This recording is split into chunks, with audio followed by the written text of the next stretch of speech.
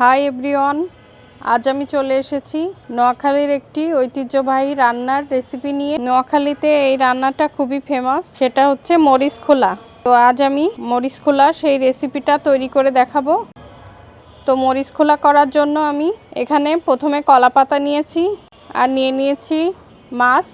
এখানে মরিচ খোলার জন্য কয়েক পদের মাছ লাগে। আমি ইলিশ মাছ ছোট ছোট করে কেটে নিয়েছি, চিংড়ি মাছ ছোট চিংড়ি মাছগুলো নিয়েছি, কিছু নোনা ইলিশ নিয়েছি আর নিয়েছি কিছু মায়া মাছ। 4 পদের মাছ নিয়েছি। আর এই রান্নাতে সরিষার তেল লাগে। আমি 1 কাপ সরিষার তেল, আধা কাপ সয়াবিন তেল নিয়েছি। সরিষার তেলটা একটু বেশি দিতে হয়, এজন্য বেশি করে নিয়েছি। কাঁচা ঝাল, পেঁয়াজ কুচি, আদা রসুন বাটা, শুকনা ঝাল বাটা আর লবণ হলুদ, এগুলো তো শুকনা মশলা তো দিয়ে দিব মাখানোর সময়। তো এবার আমি মাখানোটা শুরু করছি, মাখানোটা দেখিয়ে দিচ্ছি। তো এখানে একটি মিক্সিং বোল নিয়েছি, সবগুলো মাছ পাত্রে ঢেলে দিচ্ছি। সবগুলো মাছ ঢেলে নেওয়া হয়ে গেছে। এবার আমি মশলাগুলো দিয়ে মাখিয়ে নেব। 1 চা চামচ আদা বাটা দিচ্ছি, 2 টেবিল চামচ রসুন বাটা দিয়ে দিচ্ছি, 1 চা চামচ শুকনো ঝাল বাটা দিয়ে দিচ্ছি, কাঁচা ঝাল কুচি দিয়ে দিচ্ছি 10-15টা মতো, পেঁয়াজ কুচি 2 কাপ দিয়ে দিচ্ছি,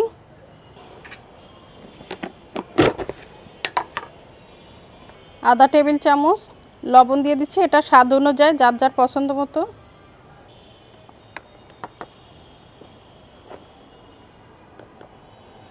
এক চা চামচ ধনিয়ার গুঁড়া দিয়ে দিচ্ছি,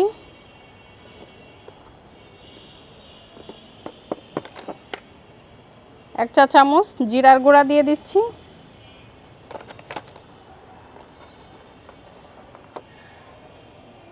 2 চা চামচ হলুদের গুঁড়া দিয়ে দিচ্ছি,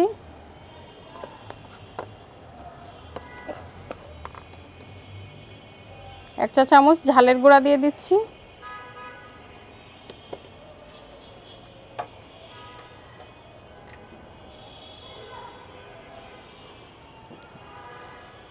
এবার সরিষার তেল 1 কাপ দিয়ে দিচ্ছি,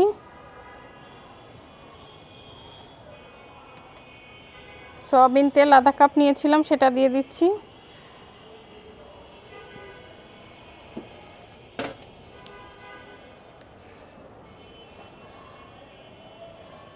এবার এটাকে হাত দিয়ে ভালোভাবে কষলে মেখে নেব।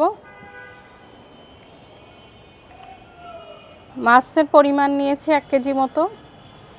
এখানে এই মরিচ খোলাটা করার জন্য ইলিশ মাছ তো থাকবেই, আরও সাথে নোনা ইলিশ আর ছোট ছোট আপনি অনেক পদের মাছ দিতে পারেন, কিন্তু সবগুলো মাছের সাথে নোনা ইলিশটা আর ইলিশ মাছটা না হলে এর আসল স্বাদটাই পাওয়া যাবে না। আর ছোট মাছ যে যেরকম দিতে পছন্দ করেন সবগুলো দেওয়া যাবে। তবে ভালো করে মেখে নিতে হবে। তো আমার মাখিয়ে নেওয়া হয়ে গেছে। আপনারা এভাবে আগে থেকে মাখিয়ে ম্যারিনেট করে রাখতে পারবেন, আবার সঙ্গে সঙ্গে ওটা রান্না করতে পারবেন, কোনো সমস্যা নেই। তো ম্যারিনেট করে রাখলে একটু মশলাটা ভিতরে ঢুকে যায়, খেতে আরও ভালো লাগে, এই কারণে একটু ম্যারিনেট করে রাখলে ভালো হয়। এবারে মরিচ খোলা রান্নাটা আমি কলার পাতায় বসিয়ে দেব।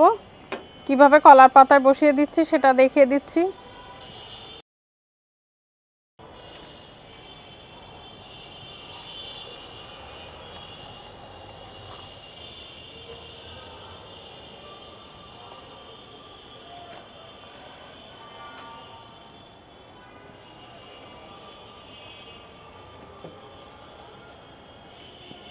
চুলাটা অন করে দিচ্ছি।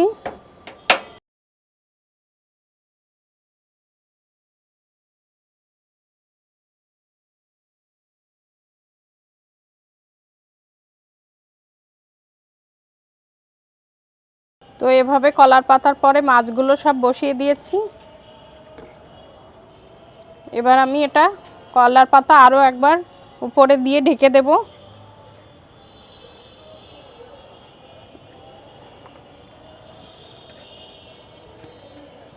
এভাবে কলার পাতা দিয়ে ঢেকে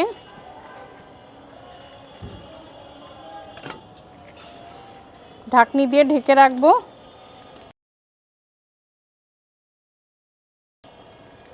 মিডিয়াম আছে। তো 20 মিনিট পরে আবার এসে দেখিয়ে দেব।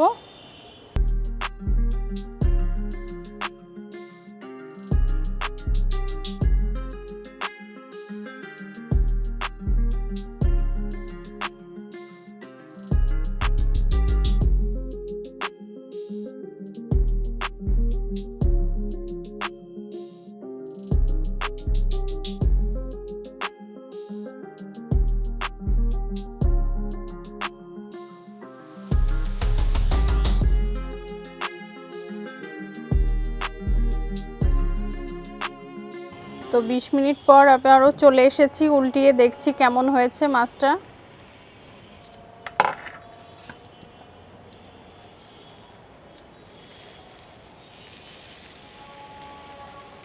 আমার এখনও পুরাপুরি হতে আরও কিছুক্ষণ বাকি আছে, আরও 10 মিনিট টাইম লাগবে আমার মাছটার ওই পিঠ একটু পোড়া পোড়া ভাব আসতে, কারণ এটা তো শুধু সিদ্ধ হলে হবে না, একটু গাটা পোড়া পোড়া মচমচে হতে হবে।